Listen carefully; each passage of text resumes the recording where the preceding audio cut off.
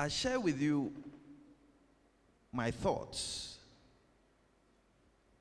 See, I started like any other normal reporter in every newsroom, like you have in various countries.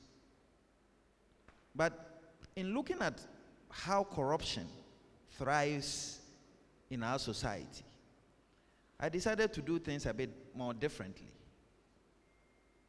And that's why on many occasions I've been labeled as a very controversial journalist. Well, it depends on how you define or analyze controversy. But for me, the issue is, does what I do really impact on society? I'd say yes. So, there are three main things I look at when I do my kind of journalism. I name, shame, and jail. It is not traditional. Conventional journalism would perhaps require that a reporter just reports and leaves it there. Allow the people to judge. So when you read books from Cambridge, Oxford, and all the Ivy League schools, they define journalism and leaves the journalist there. Report what it is. I say no. The reason is that I live in my own society, and I do not expect anybody to be the one to tell me what the problems in those societies are. So when I pick my hidden camera, what I do is that I film those bad deeds and eventually collaborate with the state security agency, that's the police service. We make an arrest, and I go to the court of law and testify. That's the difference. So I'm not here to share with you a paradigm or a concept. I'm here to tell you of a concept that I have tried over and over, and it's worked. So when you look at some of my stories, I mean, Chinese sex mafia, today they are in jail. They were jailed for 45 years. Nana Kwesi Agyeman, who raped girls as young as 3, is in jail 15 years. MV Benjamin cocaine Ricardo case, in jail 8 years. Many, many others. I mean, it is just not comfortable to do a story and walk on the same street with that criminal. See, clearly, whereas journalists cry every day that we have problems, we also don't run away from the fact that our police service and our judiciary have their own issues. So I see no reason why I should take one more step and meet these people halfway for us to curb corruption in our society. I don't see anything wrong with it. Of course, the critiques will come. Some people say this is not journalism. This is vigilantism. This is whatever. But hey, I live in my society. I see the problems every single day. Perhaps that policeman or the man in the judiciary would have loved to work, but he's complaining of poor salaries, poor pay. So, like I said, the essence of journalism is about progress. It's about seeing our society's progress. So for me, it doesn't matter the mix. At the end of the day, if you can collaborate effectively and ensure that you can impact positively on society, then you are pushing the frontiers of our democracy. So typically me, I'm also a trained lawyer. If I go undercover, I would have gathered all the needed evidence, spoken to my police sources, because, of course, I do not possess powers of arrest, collaborate with my state prosecutor to look at the case from head to toe. Then when there is prosecution, I go and stand in the dock and testify. I can understand, and I'm sure some academics have issues with this. We will take a look at a few of some examples, and perhaps we should start asking ourselves that if you were in my situation, of which many of you are, what would you do? Look, it is fair for journalism to be what it is. But I won't sit here in Africa for someone to define journalism in the West and come and plant it on me and expect me to swallow it hook, line, and sinker. No, I won't do that. I'll look at my society, look at my community, look at my village, and ask what works for them. That is it. You may have issues with it. Like I said, I have done it and it works. We've seen the evidence and we continue to see it. We will start with a few videos and then we'll be able to analyze, second slide, those videos and ask ourselves that if we were in these same situations, what would we do?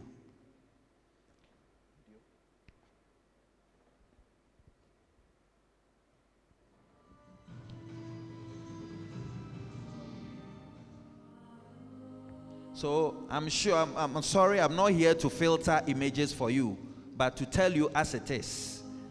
I was in the psychiatric hospital as a patient, and this is what I saw.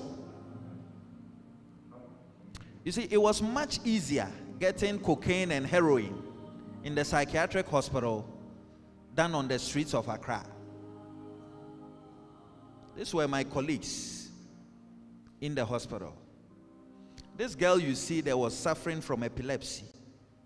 Instead of being helped, the nurse of the day would beat her up, and it continued severally.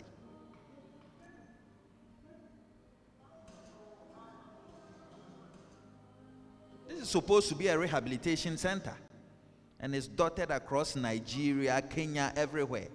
We should ask ourselves, how are people being treated here? These are the realities of our societies. One day I got a call from my president to look at the Tema Harbor and to look at cocoa smuggling.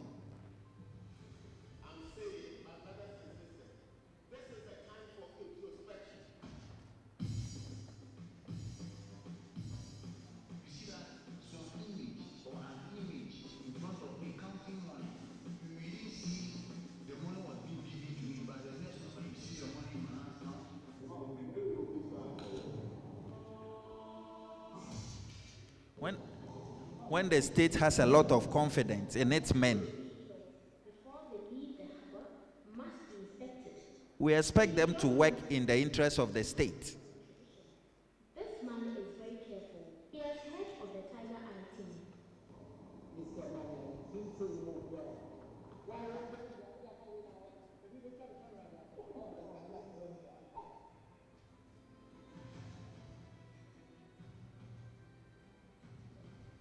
So children born of deformities,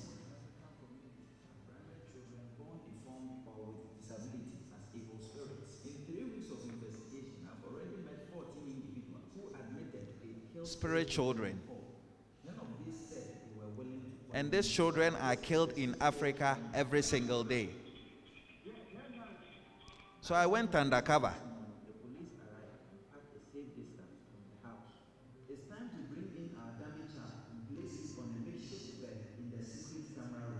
Built a prosthetic baby and got ready for them.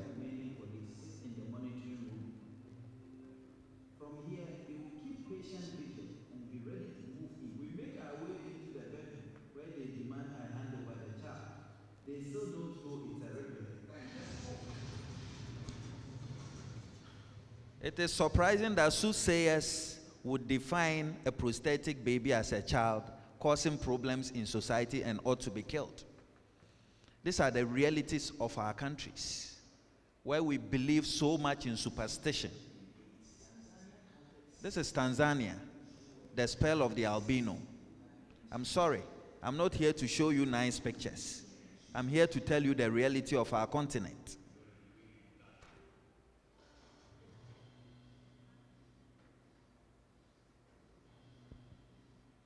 Again, I collaborated with the state security agencies in Tanzania, and they did a fantastic job.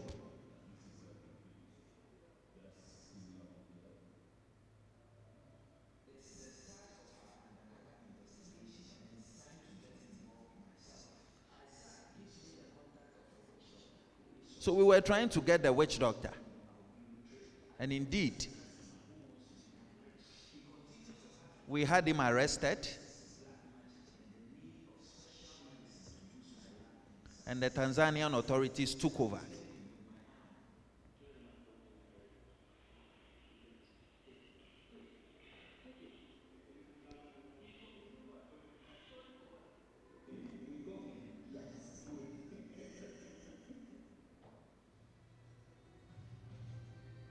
You see, when the World Food Program decided to bring food to malnourished children and pregnant women, there were other people who were very busy. This was what happened. They were stealing the food. And when I take my hidden camera and I get these people, you tell me my journalism is unconventional and it's unethical. I don't get it. It doesn't make sense to me.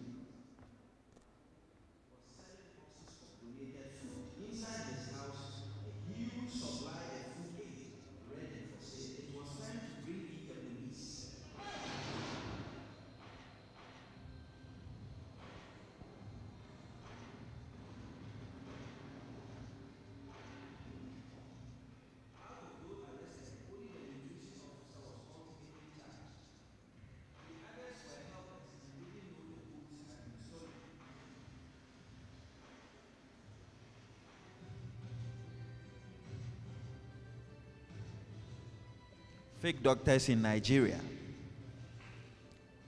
And they just gave us fake medicine, fake syringes and needles that had been used over and over. And it was one of those stories.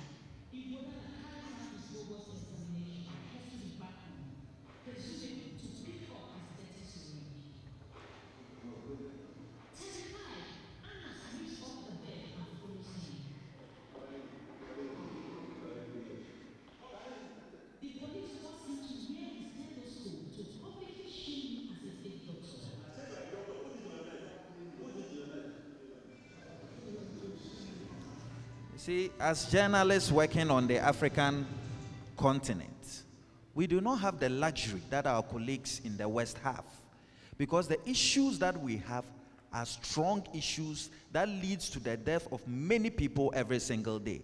Let's look at justice.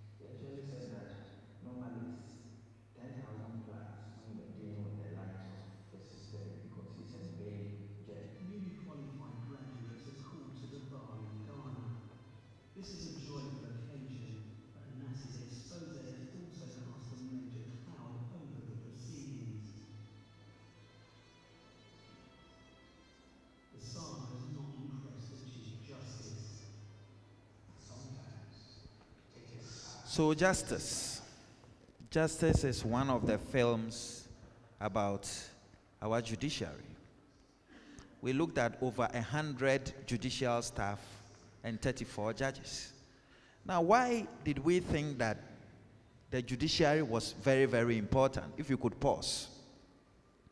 You see, judges are basically gods in the guise of men in our society. And when we have issues, they are our last resort. The conflicts, the problems we have in Africa, perhaps if we had good judges who were free and fair, maybe some of these problems and conflicts will not arise. So I went in with my team and we stayed there for 2 years investigating. We knew the repercussions were going to be hard-hitting. But then we also knew that we were on a continent where we needed to put fundamental structures in place. And to get your executive and legislature running very well, and to get the sanity of your country, you needed to be sure that that arm of government was solid and that it had men of integrity. Of course, I'm the first to admit that not all judges or lawyers in Ghana were found to be corrupt. The good ones that we found, we highlighted them and we praised them. But of course, the few bad nuts that we got, we also shamed them. You see, when we do this work, we always expect ruling government to stand firm. Because it's not just the job of the journalist to expose and that's it. Once you are collaborating with relevant state institutions, government ought to be firm and decisive. And we ought to be able to point to those criminals and say that, yes, indeed, you are a criminal and you have to go to jail. Because at the end of the day, we should not forget that the powers to prosecute would always lie with government because of the Attorney General. So, it comes back to society. I am certain that when we do our public screening and you are listening government and you decide not to go by what you have seen, at the end of the day, the voters will show you. Because corruption is indeed becoming endemic in our various communities. That is why strategies like mine are working. And that's why we need your support to be able to push the frontiers of our democracy. It doesn't lie in the hands of only journalists. And that's why the very basic theme of my principle is about collaboration. Journalists, as we are, we believe in exclusivity. Why would a journalist want to share his information with the police? But you see, after thinking through carefully, you realize that if there's a criminal living next door, the criminal is not just a threat to me, but also a threat to that police officer. The next story you're seeing is betraying the game. It's about football. So one day, pause. One day something happened, and I got a call some many years ago that I should go and identify some dead bodies in the morgue. For me, naturally, I don't like football. It's not my thing. I don't watch it. So I got in and I realized that 127 people had died. And it was my job to look through these dead bodies and identify one of them who is supposed to be our friend. It was a harrowing experience. It was a difficult moment for me. So when I came out of the morgue, I asked myself, these are poor, innocent people who decided to just go and watch football. That is their passion. Why would they be killed? What led to the deaths of these people? And one of the issues that came out clearly was poor officiating. So I asked myself, but why would a referee want to take money to whistle in the interest of someone? Does this happen or not? Then, when I started reading, I realized that these deaths had occurred in many other African countries. A referee takes a wrong decision because he's taking money. Opposing teams get angry, they march onto the field, they beat the referee, it turns into police throw tear gas and people keep dying. I said, I need to look at African football. So we started betraying the game.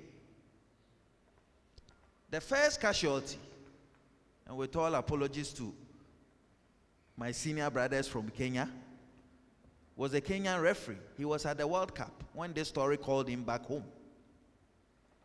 He had taken a bribe. He didn't stop there. He went to Nigeria, where we had a Nigerian coach who had also taken money. He also got his punishment. The Confederation of African Football also suspended many of these referees. Talk of referees from Kenya, Cote d'Ivoire, Nigeria, many referees who were involved in this. The Referee Association of Ghana suspended 54 of these referees. But then came FIFA. FIFA also suspended, and I petitioned FIFA over some of the people within the film who are taking bribes. My issue was simple. They are corrupt. They do not deserve to be there. And indeed, at the end, FIFA suspended those persons, and in some cases gave a fine of over 500,000 Swiss francs, which was the first time that FIFA had handed such a heavy fine on personalities. You see, of my journalism is evidence. It is evidence-based journalism. It's not about sitting and just shouting. And I open myself up for scrutiny, either by the judiciary, because in the judicial scandal there was a committee that was formed where many of these judges were removed. I sit there and I testify and I'm cross-examined. So I am not talking about putting out some information and going to sit somewhere. I'm talking about me being opened for critical scrutiny. I believe it's fair to give anybody you film an opportunity to, and I always open myself up for that. And I think that every human being deserves a chance to be able to explain the circumstances surrounding why he or she misbehaved or well in that circumstance. Please continue.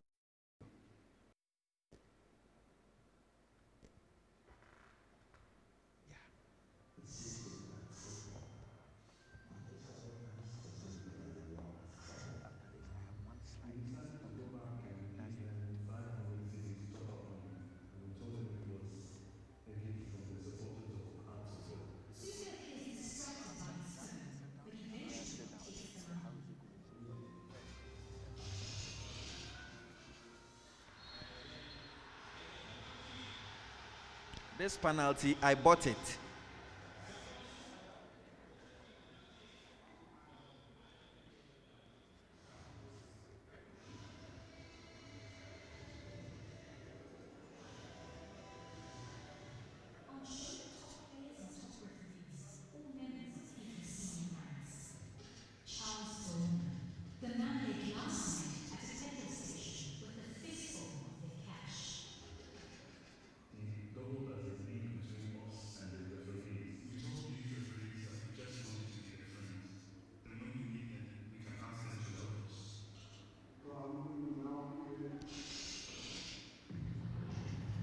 We bought a lot of yellow cards and red cards.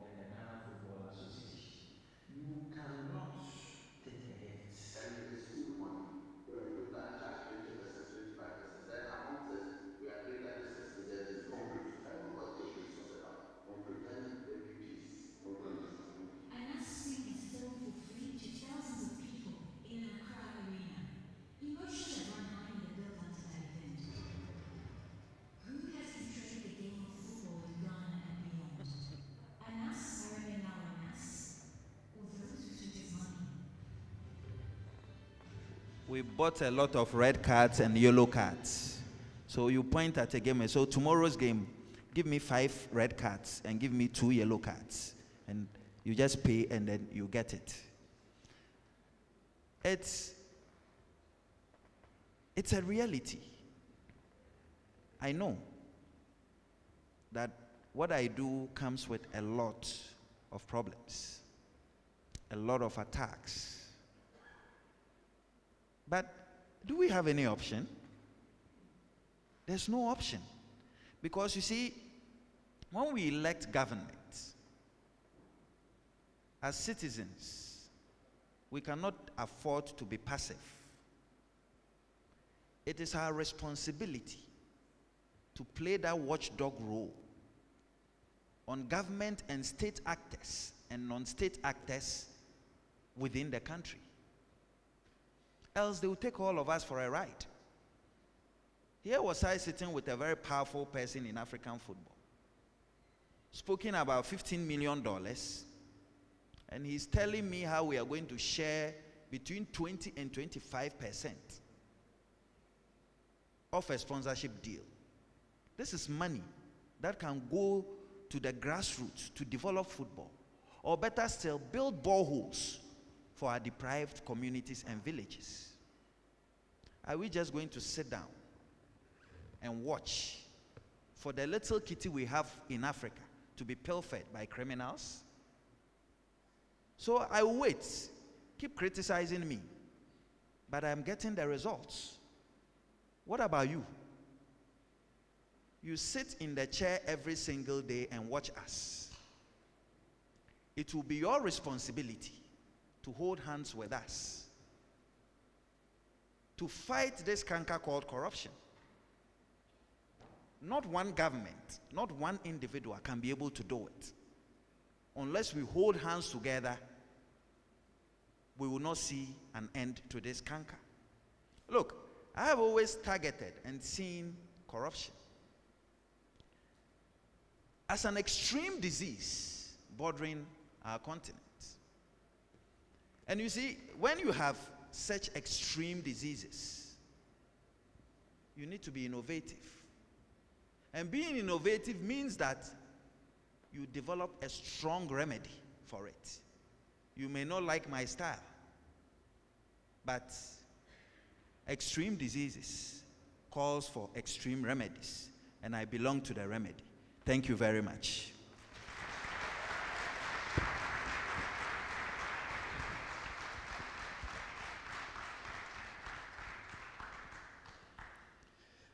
Thank you very much, Anas, for your inspirational story. Just a few questions before we open it up to the audience. What motivated you to move from conventional journalism to the style of journalism that you practice today? You see, conventional journalism had become stale.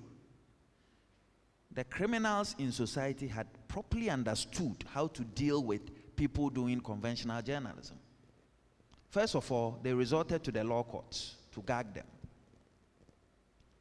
If that doesn't work, they will come after your life.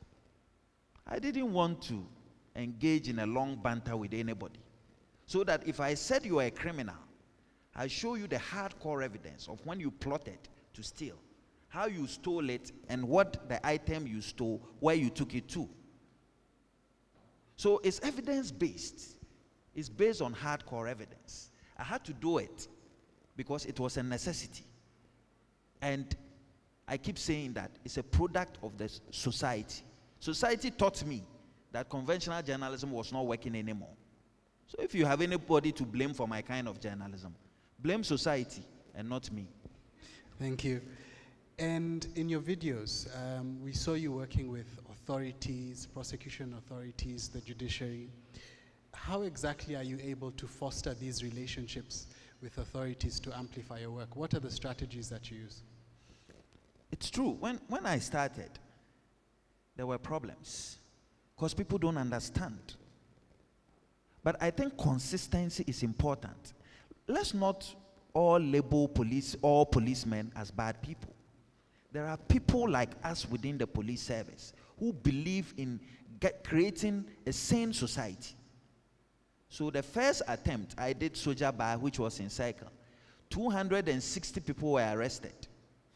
I had been undercover as a pimp for months. When the people were arrested, the next day, they were all released. It was a very painful experience. So it doesn't happen in a day. It's the consistency. Then some people in the police service will say, well, I think that he's serious about this. Then you move from one step. So it does not start in a day.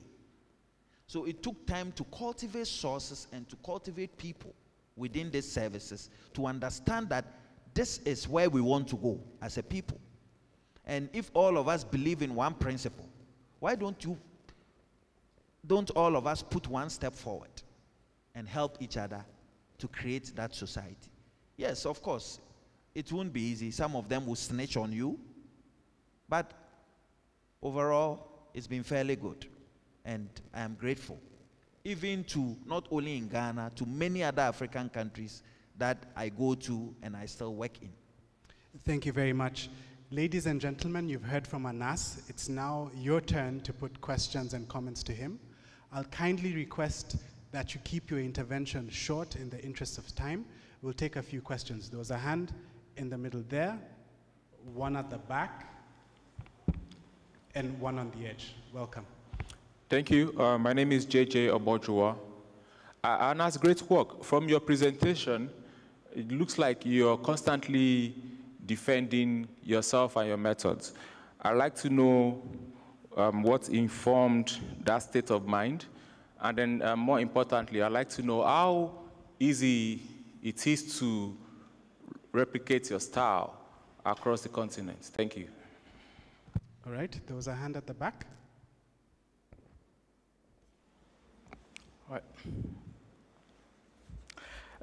Bonjour à tous. One moment, I please. speak in English. Okay, all right, thank you. I speak French, sorry. French. One moment, please. Yeah.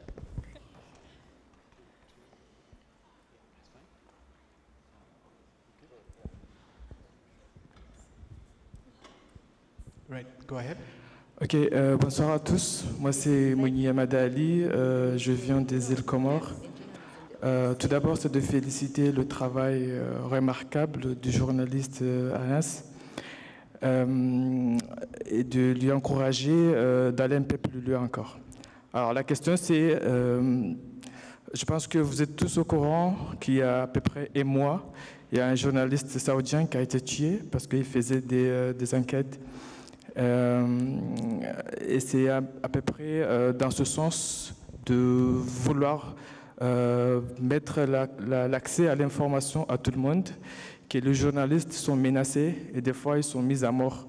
Est-ce que cet esprit-là, ça ne vous donne pas d'avoir peur dans vos démarches et comment faire pour donner cet esprit aux autres journalistes qui sont en train d'être corrompus dans des situations pareilles, mais heureusement, vous êtes en mesure de vous en sortir. Voilà, merci. Thank you. There was a hand at the front here. Thank you, Mr. Moderator. Thank you, Anis, for your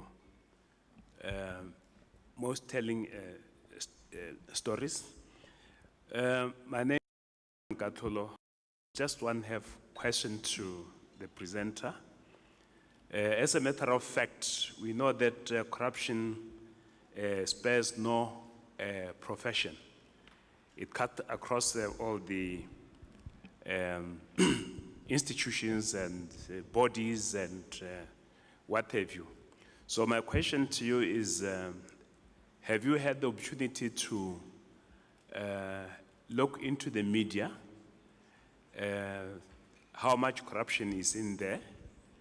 And if you have, what were your findings?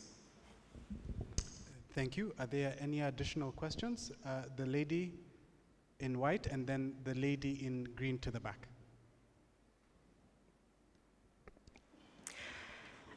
First of all, I would like to say thank you for being here and thank you for the work that you do.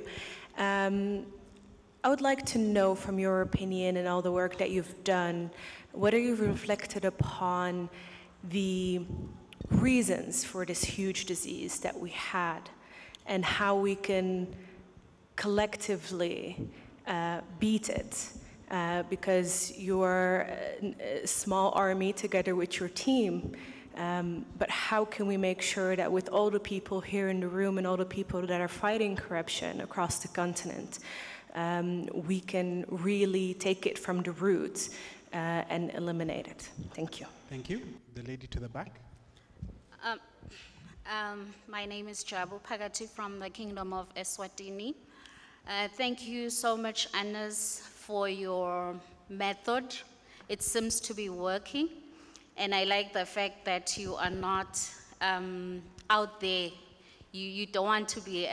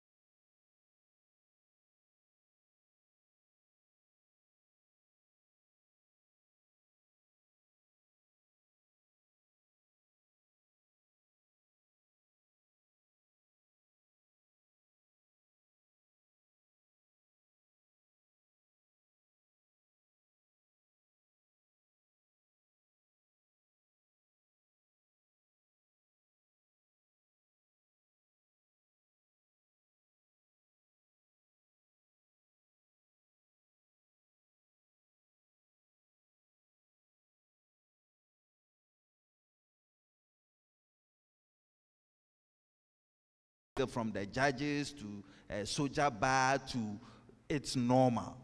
Indeed, in fact, in this football one, I was labeled as having killed a member of parliament and having killed Chinese people.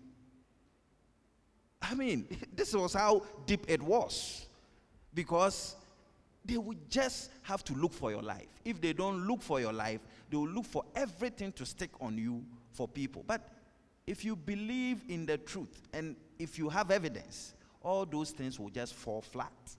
How do we replicate to the rest of the continent? Yes, we do our best. We can't do it all. But we've done some work in Nigeria through grants that was given us by the MacArthur Foundation. And I say thank you to them here. And we also partnered with an organization called Clarity in Stockholm. And we have a platform where we invite citizens to share corrupt activities that they've seen so that we can all together work on it. I won't say that that's the end of it, but we also look for ways of collaborating. And even being here and sitting here is part of it. You know, we hope that with time, we'll be able to get into many other countries. But so far, we are doing what we can. Do some of your methods amount to entrapment? Do you deliberately entrap people to make stories? That is the question I've been expecting. So,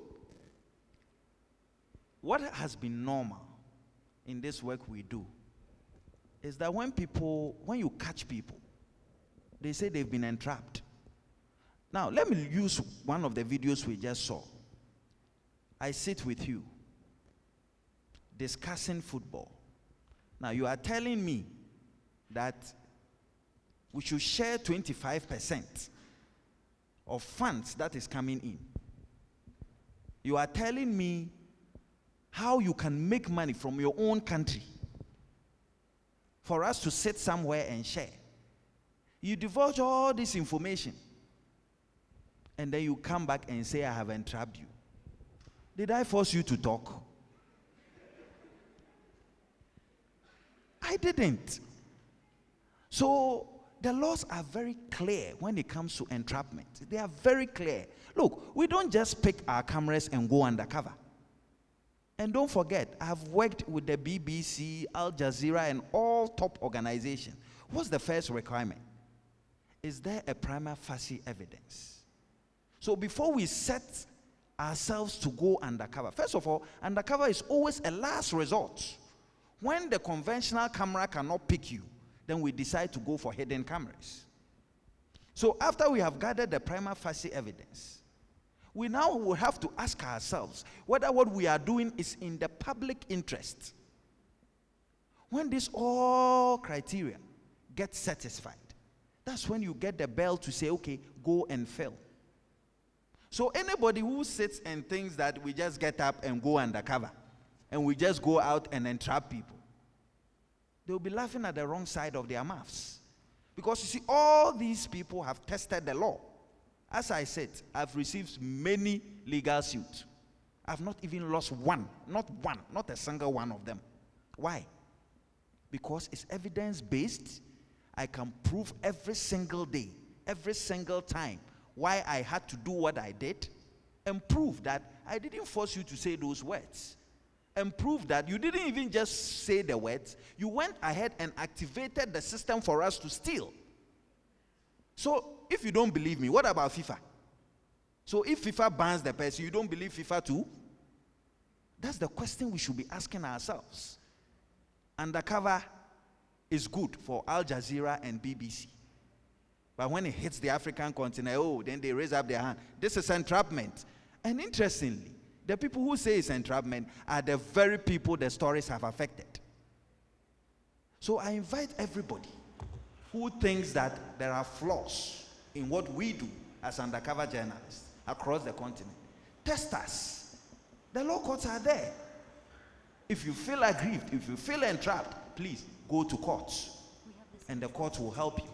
But I can tell you, with the rules and regulations that we have learned, it will be very difficult for us to entrap anybody. Thank you. Anas, in your work in Ghana, Malawi, Tanzania, and Nigeria, what do you think are some of the causes of corruption in our society? It's simple, one word. Greed. That's all. Nothing more. One man so greedy, he wants to take away everything from a poor community. Takes away everything, won't even leave the crumbs on the table for the people. Why do you steal money meant for borehole project for your own people? That's the reality we are confronted with. The man thinks that he's a politician. He must make it in 2 years. Greed. And you see, they become emboldened when we don't take them on. That's why it will always be normal to get threats of death. Because you see, you are taking something huge from his table. And you're also telling him that the people are going to watch you, how you took the money. The shaming, and of course the jailing. Who will take kindly to this? So be prepared. The one coming, they will still come at me. It's normal. Thank you, Anas. A last round of questions, ladies and gentlemen. There's a lady at the back, one in the middle, gentleman here, the gentleman there, to the corner, and my sister there. Thank you. And please make your question or comment brief. Ok. Bonjour, je viens du Gabon.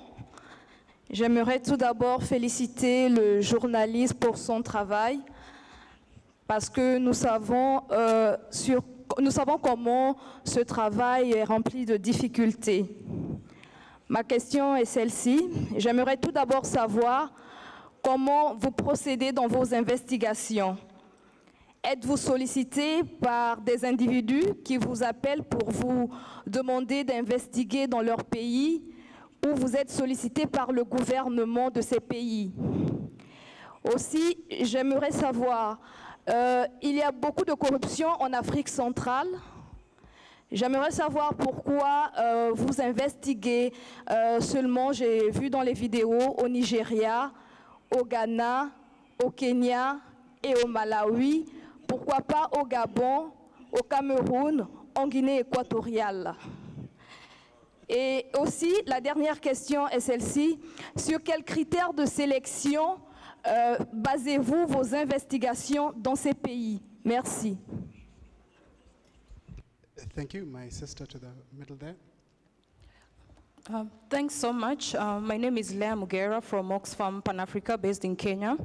I would like to commend you for your kind of investigative journalism. It takes a lot of courage to cover such stories. My question to you will be, being male, your undercover journalism will most likely deal with male-related corruption issues. What do you plan to, or rather, how would you plan to highlight corruption exposés affecting women in Africa? Thanks. Thank you. The gentleman here.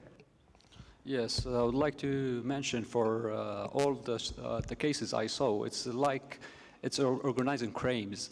It's not corruption, it's organizing crimes. Organizing crimes, the corruption is one of the part of organizing crimes. So when you fight these cases, you fight like a mafia.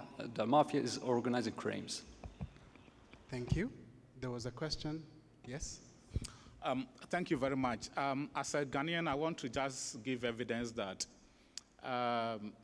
the state has also helped him in a way, because there are recently 2 cases to remove the, the cover from the face. It went to the court. The court says, no, we will not do that. Just this week, the Ghana Legal Council, the same person took it to the Ghana Legal Council. The Ghana Legal Council is saying that we will not do anything to uncover the face of Anas. And this is the protection the state is giving to him. And I think that in many countries, this is what we have to do to support people who are really fighting corruption. Thank you. There was a hand at the back. Yes. Yes, sir. My name is Joseph Akabli. I'm a journalist from Ghana. I work with Joy FM. My question to Anas is 6 months after number 12, you say name, shame, and jail. Are you satisfied with what has happened in the country so far? Thank you. My sister to the middle here. Yes. Go ahead. Go ahead. Je suis mademoiselle Alice Goza, je viens du Togo. Alors, beaucoup vous ont déjà félicité, mais je ne peux pas m'en passer. Je tiens à vous féliciter vivement pour tout ce que vous faites. Je suis très impressionnée. C'est vrai que si chacun pouvait utiliser ce qu'il sait faire, sa profession, pour combattre la corruption en Afrique, on en arriverait. Alors, vous avez dit, vous-même vous l'avez dit, ce n'est pas un travail qu'une seule personne peut faire. Comment arrivez-vous à identifier les gens avec qui vous travaillez? Ça, c'est ma première question. Et la seconde, c'est de savoir si vous avez déjà pensé à mettre en place un réseau des gens comme vous, des gens en qui vous avez confiance sur le continent pour pouvoir éradiquer la corruption. Merci. Thank you very much for your questions. Anas, how are you going to deal with the gender dimension of corruption in your work? Well, I think it's very important. We've always looked at issues on gender, and it's not possible to come with every slide, but We've worked on FGM, widowhood rights, and many other issues confronting women. Also, I must be fair that the integral strength of my team lies with the women themselves. They've executed wonderful projects. As we speak, we are doing one in, no, I don't think I have to mention it. Who knows who is sitting here? But we are doing one strong one with our women team, and I'm quite encouraged that the spirit they have in itself pushes the team to look more into issues concerning gender. Great. Do you intend to expand your work to other countries, including countries in Central Africa? Certainly, yes. We have we have some work ongoing. It's not possible to do everything. We can do only what we are capable of doing. I work with a team. I don't do the work alone. I have some of my colleagues in London. We collaborate and we do this work together. So as and when we get a good story, we collaborate with the local journalists in that country and we do it. So we are poised to do more work. We cannot do it all, but when we have the necessary support, we are able to enter those countries and work. Thank you. And I guess, how do you then identify people that you work with, and I guess how do you trust the people that you work with? It's a very difficult, unconventional system. We don't work with only journalists. We work with sometimes very passionate people who understand the issue. Like you saw in Tanzania, I worked with an albino who I knew believed in the story and would want to work with me in a day. So indeed, we are very careful because you don't want people who infiltrate the camp and create problems. So we choose. It's unfortunate that you cannot lay your plans bare, what you go through exactly to choose personalities. But passion and the knowledge of the subject contributes a great deal in selecting who. And I must also admit, I don't do this work alone. My friends here, Joy FM, City FM, Adom FM, and Inshira FM, all the big stations in Ghana collaborate. My colleagues have done very, very well. And like a senior person said, state institutions have also played their role in protecting their identity, in also taking up issues and prosecuting when they have to. There are times that we don't smile, we fight each other, but in the end, it's one cause we all believe in. Keep the continent clean, keep Ghana clean. Let's get rid of the corrupt people. As for people creating problems every day, like the politician and all that, it will always happen. Every story will have its own personality who would muddy the waters. The most important thing as journalists is to stay focused, know exactly what we are doing. Because you see, whatever they do, the aim is to shift your attention from the substantive issue. Once you lose that as a journalist, that's the end of the story. We keep focused, we keep pushing the frontiers of our democracy. Thank you. Two final things. Let's bring it back to you as a person. How has this work affected your personal life?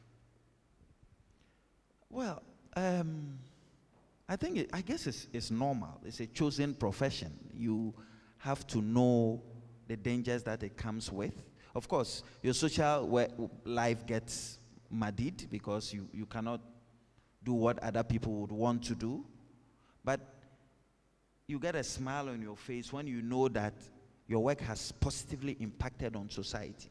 When you know that that child, but for your story, that child would have been trafficked. When you know that, but for your story, that child would have been sexually exploited. When your story saves lives, then you know that it's worth it to lose your social life and have some impact. Thank you very much. In conclusion,